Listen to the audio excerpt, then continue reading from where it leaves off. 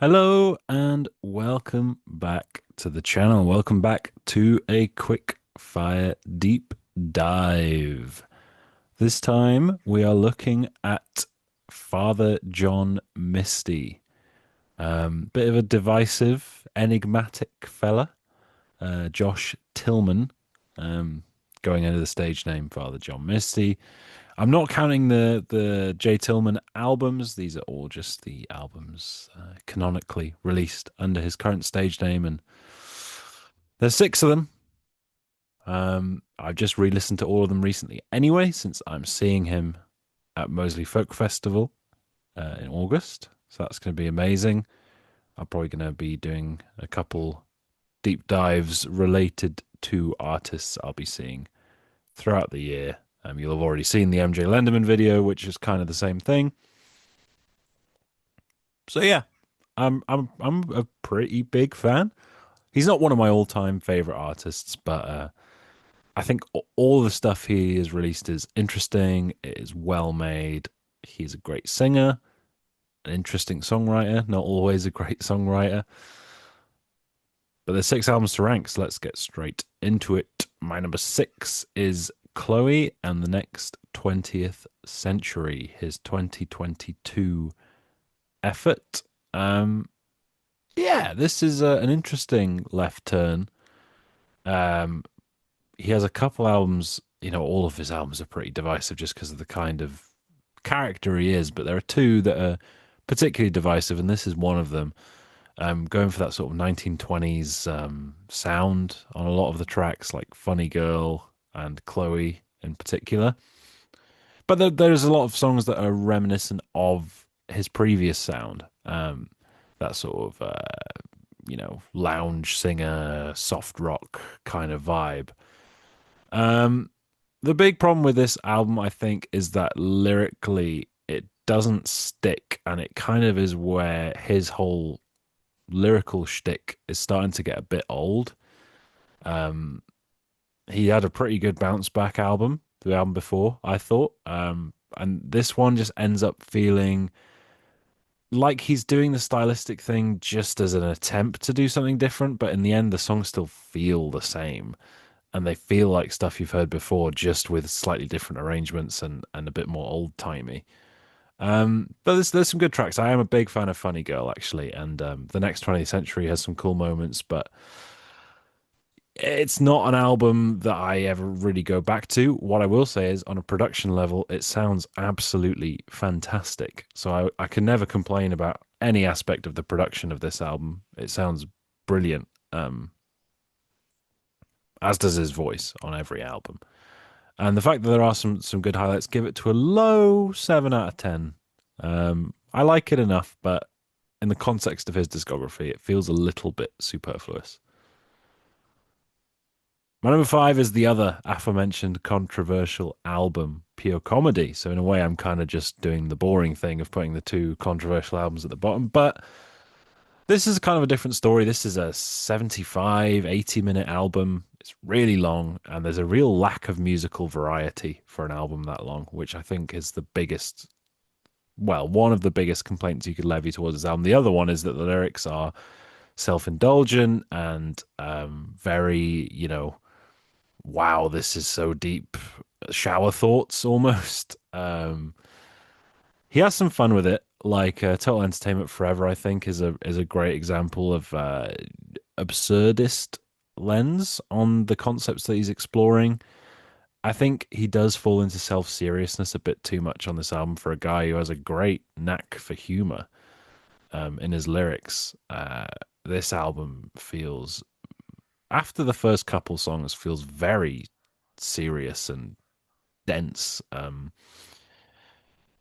But yeah, it does have some of his best songs. The opening duo of Pure Comedy and Total Entertainment Forever are both fantastic tracks. And there are some other really good tracks as you go through the album. So I'm Growing Old on Magic Mountain is a pretty cool, longer length track. And again, yeah, it's a good album. It's another seven. It's not complete. It's a bit of a hot mess, but I do find it fascinating. And again, wow. whoever's engineering these albums is doing a great job because this sounds incredible. My number four is his debut, Fear Fun. Also a seven. This is his folkiest album. This is the one where you can tell the most that he's a former member of Fleet Foxes. Um, Again, much like Pure Comedy, features some classic Father John Misty tracks. The obvious one is Nancy from Now On. That is an absolute gem of a track. That chorus with the falsetto is angelic, magical. You also got Fun Times in Babylon, which I really like, and I'm writing a novel. I think a lot of his albums are fairly front loaded. This is one of the biggest offenders for me. I think it starts off really good and it really tails off by the end. Um, the sound again, nothing to complain about there, but I think his songwriting would move leaps and bounds by the time of the next album. Um, but yeah, it's a really nice listen. It's really pleasant. It's a strong seven for this one. It was close, but yeah, I just have a problem. Like the second half, I kind of zone out a bit because I've listened to it a few times now as well. It just doesn't command your attention. It kind of just peters out a bit. And number three is I Love You, Honey Bear, which is considered by many to be his best album, and I can't really argue with that. The top three are in a tier above the bottom three for me. There's a pretty distinct gap there, and this is an 8 out of 10. This is a really strong album. Um, Again, like all his albums, opens really strong with "I Love You, Honey Bear" and then "Chateau Lobby" number four. Again, two of his all-time best tracks, and higher highs than we've seen on any of the albums I've talked about already. Um, this has a concept album feel because of all of them being related to his new relationship. These are all love songs, really. Um, you get like something a bit more chaotic and wild in The Ideal Husband, which I really like. Um, there's just a really strong vibe to this album. Similarly to Fear Fun, I do think there are a couple tracks that kind of meander and kind of just don't serve much of a purpose outside of filling the album length. Um, that's my opinion. Um, but I think it's clear when you listen to something like I Love You Honey Bear or Chateau Lobby that has been that's poured out of him, the emotion, and that doesn't come on every track. I'm nitpicking, it's still a great album, and number three for him could be number one for some artists of the 2010s, but it's not. It is a really good album, though. Really, really good album. My number two, though, is God's Favorite Customer from 2018. Bit of a renaissance, only a year after Pure Comedy was released. It's a bit of a back to basics kind of piano folk kind of sound.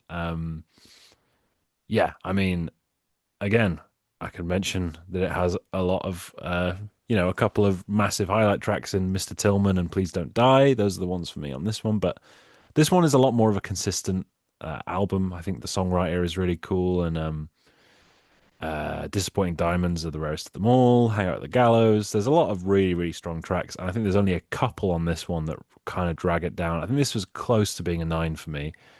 It kind of has this like resemblance of solo John Lennon, which is pretty cool.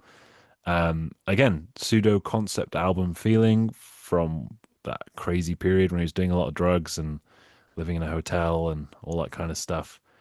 But a song like Please Don't Die just kind of transcends uh, a single discography. It's so emotional and raw, but also just really pretty and beautiful. It's uh, it's a really devastating track.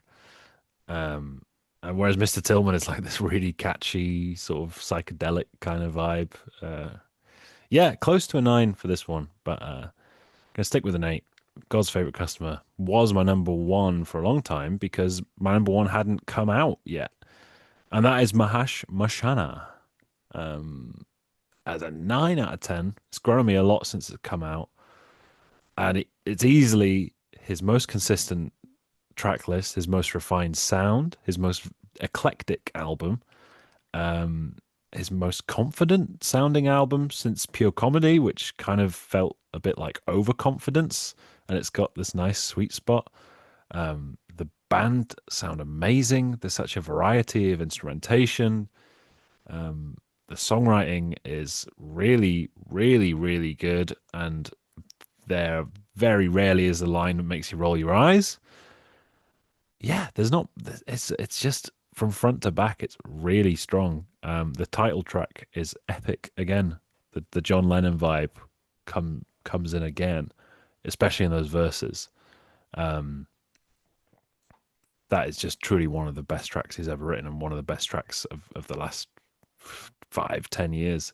It's epic. It's got such a grand scale, but it doesn't feel too much or overwhelming. And then you get straight into She Cleans Up and Josh Tillman and The Accidental Dose, both really great tracks. You got a gutting track like Mental Health, which, if he'd have written a song called Mental Health on Pure Comedy, I probably wouldn't have liked it this much. And then you get later in the album, you get I Guess Time Makes Fools of Us All, which is unlike anything else he'd done up to this point. So it's really a great step for him to be doing something so eclectic and so varied. Not really something we've seen from him before, but just on a pure songwriting level, these songs are just really, really good. And the best collection of songs that he's put together, really well sequenced. They work and complement each other really well. And yeah, it's just everything's come together on his sixth album. And I think it's comfortably his best up to this point. 9 out of 10 for Mahash Mashana, which just leaves us with the top 10 songs.